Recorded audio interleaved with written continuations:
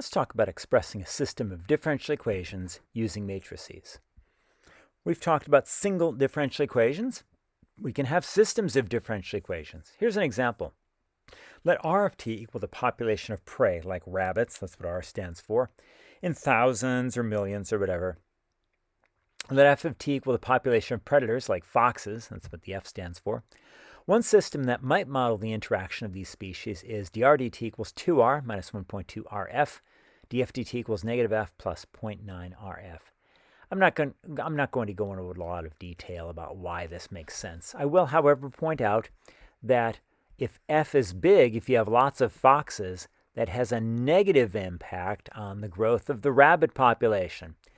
And conversely, if r is big, that has a positive impact on the fox population because rabbits are eaten by foxes. So if you've got lots of rabbits, those fox populations will grow. That's why this is a minus and this is a plus.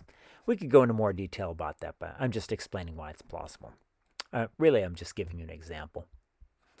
A system of the form dx dt equals ax plus by, dy dt equals cx plus dy is a linear system with constant coefficients. If we let x equal this vector xy, and let A equal the matrix A, B, C, D, we can write this system as dx dt equals AX. Here's why. Because dx dt just equals this vector. It just equals dx dt, dy dt. And AX, okay, if you multiply together this matrix A, B, C, D and this vector XY, if you multiply this together to get AX, this is what you're going to end up with. So really, we can write that system of equations above as dx dt equals ax, or if we represent dx dt as x prime, it's just going to be x prime equals ax. For example, write the linear system of differential equations dx dt equals x plus 9y, dy dt equals 3x minus 2y in matrix form. We can, in other words, write this as x prime equals 1, 9, 3, negative 2 times x, where x equals xy. How about this one? Write the system of differential equations dx dt equals x plus 9y plus 5, dy dt equals 3x minus 2y plus 7 in matrix form. A little trickier. The question is, how do you account for the 5 and the 7? Here's how you do it. Just get x prime equals 1, 9, 3, negative 2 times x. Okay, that's what's going to bring all of this stuff here, the x and the y. Yeah, that'll account for all of this. And then you just add 5, 7. Okay, so that'll account for this.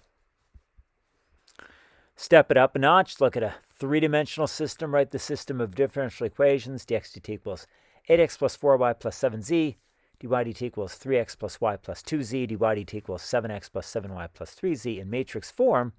That's just a matter of x prime equals 847312773 times x, where x equals xyz. It's just analogous. It's just the analogous form for 3D. Okay, verify that x equals 1, 1, e to the negative 3t is a solution to the system of differential equations.